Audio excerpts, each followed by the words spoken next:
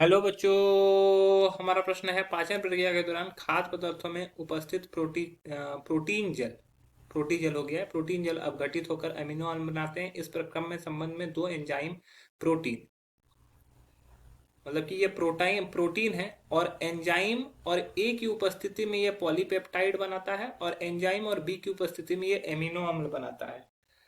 तो क्रमशः ये क्या है, ये हम लोग को समझना है। चार ऑप्शन है, ए बी सी डी, चारों में से हमको बताना है कि कौन सा सही उत्तर होगा। चलिए समझते हैं इस प्रश्न को। मुख्य अवधारणा की, तो मुख्य अवधारणा में हम लोग को समझना होगा कि क्या हो रहा है। ये क्या हो रहा है, प्रोटीन जो हो रहा है वो एंजाइम और ए के प्रेजेंस में, एंजाइम और ए के प्रेजेंस में पॉलीपेप्टाइड में कन्वर्ट हो रहा है।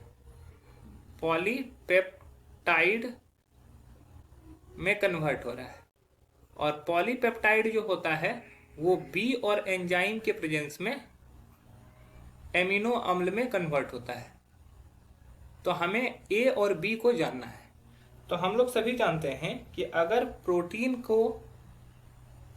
को पेप्सिन और एंजाइम के प्रेजेंस में, पेप्सिन और एंजाइम के प्रेजेंस में